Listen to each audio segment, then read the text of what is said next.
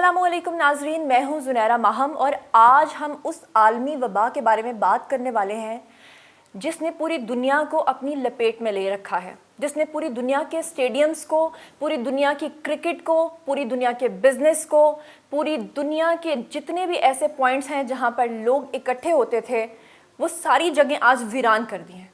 जी हाँ, मैं बात कर रही हूँ कोरोना वायरस की। कोरोना वायरस के हवाले से WHO ने इसे आलमी वबा करार देते हुए कहा है कि इसके बारे में मेजरमेंट्स जो हैं वो पूरी दुनिया को लेने की ज़रूरत है, क्योंकि पूरी दुनिया में कोरोना वायरस अब एक वायरल डिजीज़ हो चुकी है और इससे छुटकारा पाने के लिए पूरी दुनिया का फ़र्ज़ बनता है कि वो इसके लिए इक़दाम करे। तो आज हमने इस्लामिक पॉइंट ऑफ व्यू लेने के लिए मिस्टर आइनुल हक को यहाँ, जो कि हमारे इस्लामिक स्कॉलर हैं, दावत दी है कि वो इस हवाले से हमें गाइड करें कि हम क्या करें, क्योंकि एक ख़बर आई है कि ईरान ने इज्तिमात पर पाबंदी लगा दी है ताकि लोग जो हैं जहाँ पर भी इकट्ठे हों वहाँ पर ये वबा फैलने का जो ख़तरा है ये टल सके। लेकिन पाकिस्तान में अभी तक कोई ऐसे इक़दाम नहीं किए गए। तो चलिए आइए पूछते हैं इन्हीं से। अस्सलाम वालेकुम सर।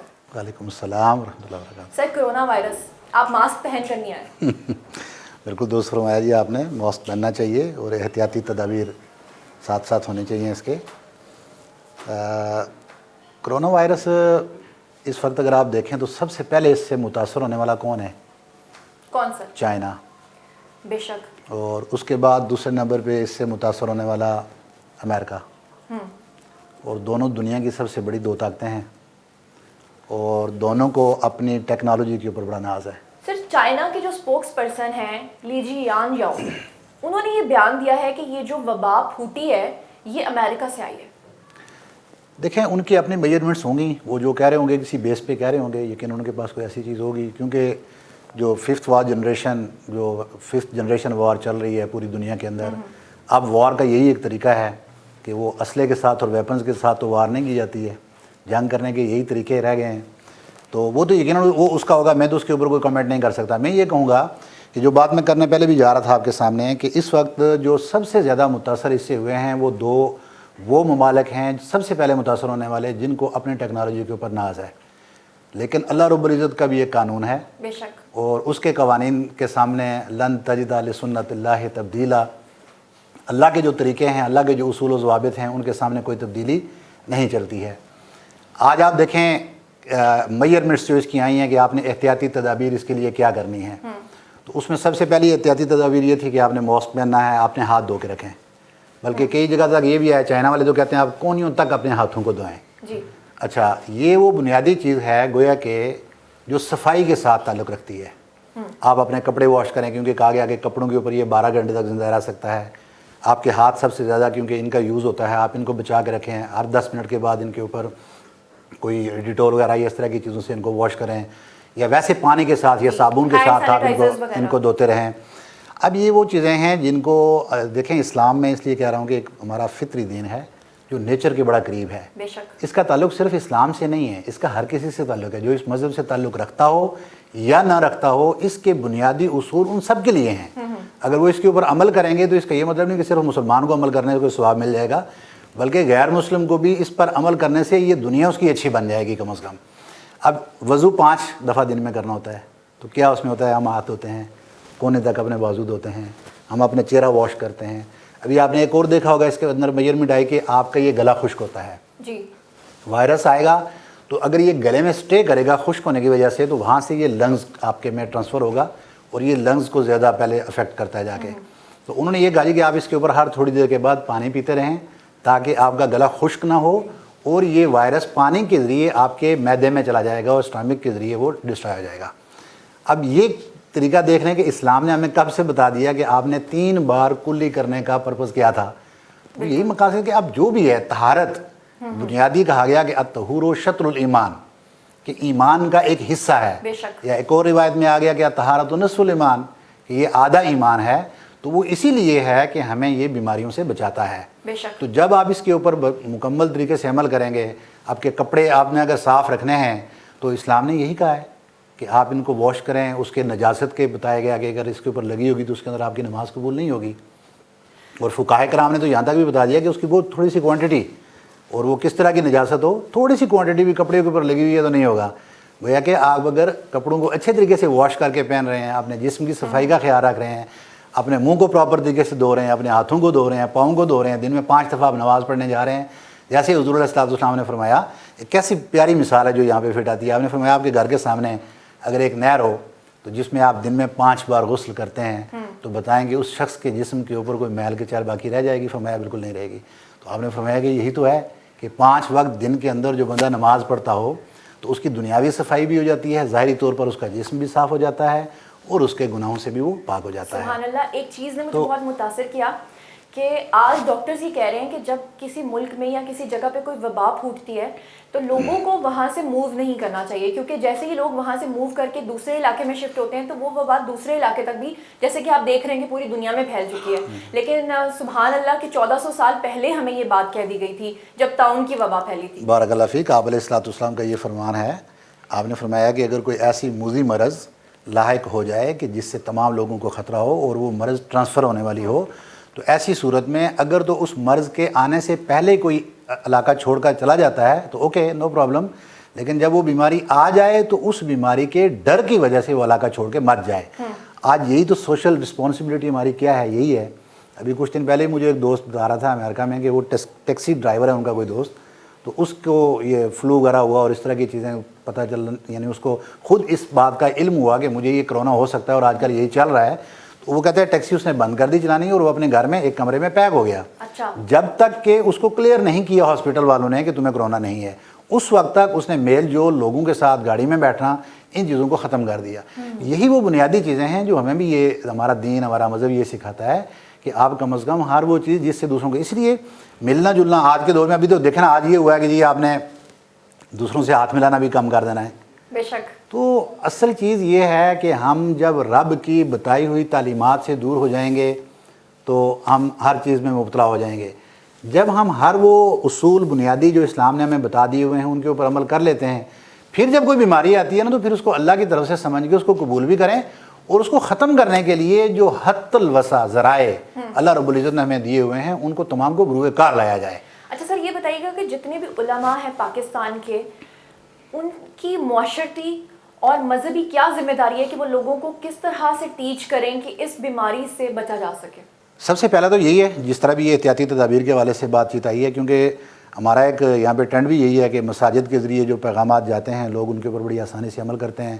یہاں پہ کیونکہ ہمارا یہ ویسے بھی جو ہماری قوم ہے وہ مختلف فرقوں کے اندر بٹی ہوئی قوم ہے، تو ہر ایک کے اپنے اپنے متعلقین ہیں، کچھ کے پیران اعظام ہیں، کچھ کے علماء کرام ہیں، تو وہ اپنے اپنے قائدین، اپنے اپنے مشائخ اور ان کی باتوں کے اوپر بڑی آسانی سے عمل کرتے ہیں. تو میرا خیال ہے کہ یہ سب کا فرض بنتا ہے کہ وہ کم از کم اپنے اپنے حلقہ احباب کے اندر اس چیز کی آگاہی پیدا کریں تاکہ اس سے بچا جا سکے. تو سر یہ بتائیے کہ ایران نے یہ جو اقدام کیا ہے کہ انہوں نے اجتماعات پہ پابندی لگا دی، آپ کے خیال سے پاکستان میں یہ ہونا چاہیے؟ دیکھیں، جب ایک چیز ہمیں فیل ہو رہی ہے کہ وہ پھیلے گی اور عوام کی گیدرنگ کے ساتھ اور ان کے میل جول کے ساتھ وہ زیادہ ہو سکتی ہے، تو پھر جو بھی میجرمنٹس ہیں اس کے اوپر ہمیں عمل کرنا چاہیے. یہاں لاہور میں ایک ڈاکٹر صاحب ہیں جو کہ سورہ رحمان سے علاج کرتے ہیں، کیونکہ قرآن پاک تو خود شفا ہے. تو آپ کے خیال سے ایسے اقدامات کے ساتھ ساتھ کوئی ایسی آیت اگر آپ بتانا چاہیں؟ دیکھیں، میں ویسے عامل تو ہوں نہیں یا میں کوئی ایسا علاج بتانے والا تو نہیں ہوں، لیکن میں ایک بات آپ کو یہ ضرور بتا دوں. ابھی میں چند دن پہلے بلکہ کسی کا دیکھ رہا تھا ایک کلپ کہ اس نے کہا کہ مجھے قرآن کی 12 آیات ایسی مل گئی ہیں جن میں کرونا وائرس کا ذکر ہے. اچھا. میں صرف یہ کہوں گا کہ قرآن اللہ رب العزت نے یہ انسانیت کے لیے ہمارے لیے جو بھیجا ہے اس میں سب کچھ ہے. یہ ہمارے لیے مشعل راہ بھی ہے، اس کے اندر رہنمائی بھی ہے، اس کے اندر ہدایت بھی ہے، اس کے اندر شفا بھی ہے. اسپیسیفکلی یہ آیت پڑھیں گے تو یہ ہوگا، یہ ہوگا، ایسی بھی آیات ہیں. لیکن اوورآل اگر ان ساریوں کو آپ اکٹھا کر لیں تو اس سارے کا ایک مطلب ہے کہ قرآن پڑھو اور قرآن پہ عمل کرو. عمل یہی ہے، جیسے میں بتا رہا ہوں کہ ہمیں اگر 5 وقت کی نماز کا کہا گیا اس کے لیے ہمیں وضو کرنا ہے، یہ قرآن ہے نا بیسیکلی. تو قرآن نے کہا ہے کہ فغسلوا ایدیکم ووجوہکم الی الکعبین، یہ جو ہاتھ آپ نے دھونے، یہ قرآن کے اندر ان چیزوں کا ذکر موجود ہے. تو جب ہم قرآن کے ان تمام لوازمات کو اپنائیں گے، جو پیکج ہے پورا اس کو اپنا لیں گے تو ہم ٹھیک ہو جائیں گے. ہم بیچ میں سے ایک آیت کو پکڑ کے ہم ثوابی سے اصل میں بن گئے ہیں.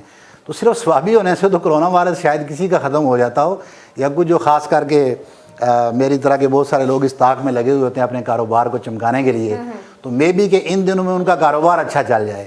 لیکن میں صرف یہ ہدایت کروں گا کہ قرآن عظیم کو پڑھا جائے, اس کے اوپر عمل کیا جائے, جو اللہ رب العزت کے احکام ہیں, جو آپ علیہ الصلوۃ والسلام کے فرامین ہیں, ان کو اپنی زندگیوں کے اندر اگر لاگو کر لیں گے تو انشاءاللہ یہ سب سے بڑی ہماری کامیابی ہے. تو اسی کے اندر علاج بھی موجود ہے, کرونا بھی ہے, سب بیماریوں کا علاج اسی کے اندر. سر بڑی ہی پیاری آپ نے یہ بات کی ہے, جو ٹیکسی ڈرائیور کی آپ نے مثال دی کہ جیسے ہی اس کو شک ہوا کہ اس کو کرونا وائرس ہے اور جب تک اسے یہ کلیئر نہیں ہوا اس نے خود کو ایک کمرے میں بند کر لیا. تو میں تمام لوگوں سے یہ کہوں گی کہ وہ تمام لوگ جن کو ذرا سا بھی شک ہے کہ کرونا وائرس کے قریب بھی وہ جانے والے ہیں تو وہ اپنا بلڈ ٹیسٹ ضرور کروا لیں, ورنہ یہ وبا آپ کو ایسی لپیٹ میں لے گی کہ آپ اپنے ہی گھر والوں کے لیے خطرہ بن جائیں گے. تو مجھے بڑی ہی اچھی اور پیاری یہ بات لگی. لیکن سر بات یہ ہے کہ یہ جو وبا ہے, یہ جو بیماری ہے, یہ آپ کا مذہب یا آپ کا فرقہ دیکھ کے نہیں آتی. یہ اسرائیل میں بھی آئی ہے, یہ امریکہ میں بھی آئی ہے, چائنا میں بھی آئی ہے, اور سنا ہے کہ اٹلی میں بھی آ چکی ہے, اور اب تو گلگت بلتستان میں بھی ایک کیس جو ہے وہ رجسٹر ہو چکا ہے. عمران خان صاحب نے کہا تھا کہ ٹورزم کو پروموٹ کرنا ہے, لیکن مجھے تو لگتا ہے یہ سب کچھ ویرانی کی طرف جا رہا ہے. آپ کیا کہیں گے؟ دیکھیں وہ کہتے ہیں نا کہ وہ عربی کی ایک بڑی مشہور مثال ہے, وہ کہتے ہیں کہ انت ترید و اللہ یفعل ما یرید, کہ تم کچھ چاہتے ہو اور ہوتا وہ ہے جو اللہ رب العزت چاہتا ہے. بے شک. تو مرضی ہماری تو چلنی نہیں ہے, مرضی چلنی ہے اللہ رب العزت کی, خالق کائنات کی. وہ اپنی مرضی چلاتا ہے. باقی میرا خیال یہ ہے کہ اس سے تھوڑا سا ہمیں یہ بھی سبق ملتا ہے جہاں پر سوشل رسپانسبلٹیز ہیں کہ ہمیں اپنے گھروں کا خیال رکھنا ہے, اپنے پیاروں کا بھی خیال رکھنا ہے. جس کو یہ بیماری ہے اگر وہ پتہ چل جاتا ہے, فلو ہوتا ہے, کھانسی ہوتی ہے, وہ کم از کم ہاسپٹلائز ہوں لوگ, جا کے اپنے آپ کو چیک کروائیں, بیماری کو ڈائگنوز کروائیں. اگر کسی کی پرابلم نکل آتی ہے تو وہ کم از کم اپنے آپ کو آئسولیٹ کر کے ہاسپٹلز تک محدود ہو جائیں, اور اس وقت تک وہ باہر نہ آئیں جب تک ان کی ٹریٹمنٹ نہیں ہو جاتی. دوسری بات یہ ہے اس کے ساتھ ساتھ ہمیں تھوڑا سا اللہ رب العزت کی طرف رجوع بھی کرنا چاہیے, اس کی حاکمیت کو بھی تسلیم کر لینا چاہیے. جب دنیا کے اندر فرعون نے بھی دعویٰ کیا تھا نا خدائی کا, تو پھر ایک مچھر اللہ رب العزت نے بھیج دیا تھا, بس جو اس کی ناک میں اس نے دم کر دیا, آج تک وہ نشان عبرت بنا ہوا ہے. اور اس کا علاج اس نے خود ہی جوتے مار مار کے نکال لیا تھا. تو کہیں ایسا نہ ہو کہ ہم بھی اپنے رب کو بھول جائیں اور پھر لوگ جوتے مار مار کے شاید ہمیں سیدھا کر رہے ہوں اور کرونا وائرس ہمارے اندر سے نکال رہے ہوں. آپ کو نہیں لگتا کہ ہم رب کو بھول چکے ہیں؟ پوری دنیا کے لوگ جو ہیں کرونا وائرس کا علاج جو ہے اس کی تشخیص کے پیچھے لگے ہوئے ہیں, اور پاکستان میں لوگ جو ہیں وہ ہینڈ سینیٹائزرز اور ماسک مہنگے کر کے بیٹھے ہوئے ہیں. دیکھیں اس پہ میں تو صرف ایک جملہ کہوں گا کہ حضور علیہ الصلوۃ والسلام کا ایک بڑا واضح فرمان ہے. آپ نے فرمایا کہ ذخیرہ اندوزی کرنے والا لعنتی ہے. بے شک. اور نافرمان کے علاوہ کوئی بھی آدمی ایسی بلیک میلنگ نہیں کرتا, بلیک مارکیٹنگ نہیں کرتا. تو بلکہ ایک اور روایت ہے اس کے اندر آپ علیہ الصلوۃ والسلام نے فرمایا کہ الجالب مرزوق, جو کہ رزق کی اور جب جس چیز کی مارکیٹ میں یا انسانوں کو ضرورت ہوتی ہے تو ان چیزوں کو مارکیٹ میں لے آنے والے کو اللہ رب العزت غیب سے رزق عطا کرتا ہے, یعنی اس کے رزق میں برکت ڈالتا ہے. اور جو جب اس چیز کی ضرورت پڑ جائے اس وقت اس کو خراب کرتا ہے تو وہ ملعون ہے, اللہ رب العزت کی اس کے اوپر لعنت پڑتی ہے. تو یہ مسلمانوں کو میرے خیال میں بدرجہ اولا اللہ کی لعنت سے بچنا چاہیے, کیونکہ روایات میں یہ آتا ہے کہ جب اللہ کی لعنت کسی پہ پڑتی ہے تو وہ صرف اس پہ نہیں ہوتی, 7 نسلیں اس لعنت کے اثر سے متاثر ہوتی ہیں. تو اپنی نسلوں کو اللہ کی لعنت سے متاثر کرنے سے بچائیں, بلکہ اللہ رب العزت کی حاکمیت تسلیم کر لیں, اس کے سامنے سرنگو ہو جائیں, اس کے احکامات کو تسلیم کریں, اور وہ قادر مطلق ہے, وہ سب کچھ کر سکتا ہے. آپ اگر اس صرف ایک خدا کے سامنے صحیح معنوں میں سچے دل سے جھک جائیں نا اور اس کو مان جائیں تو پھر یہ بیماریاں نا ان کو بندہ خود گلے بھی لگا کے قبول کر لیتا ہے. لیکن پرابلم ہمیں تب ہوتی ہے, ہم بیماریوں سے بھی تب ڈرتے ہیں, موت سے بھی تب ڈرتے ہیں. اس وقت ڈریں گے جب ہم خدا کو چھوڑ کے باقی مخلوق سے ڈرنا شروع کر لیا ہم نے. خدا سے ڈریں گے تو باقی چیزوں کا ڈر خود بخود نکل جائے گا. اللہ کے سامنے جھک جائیں. بہت بہت شکریہ سر. اور یہ تھا ہمارا آج کا کرونا وائرس اسپیشل پروگرام. امید کرتی ہوں کہ آپ کو بہت ساری چیزیں سیکھنے کو ملیں گی. ہمارے چینل کو اگر آپ فرسٹ ٹائم دیکھ رہے ہیں تو سبسکرائب کر لیجئے اور اپنا بہت بہت خیال رکھیے. اللہ نگہبان.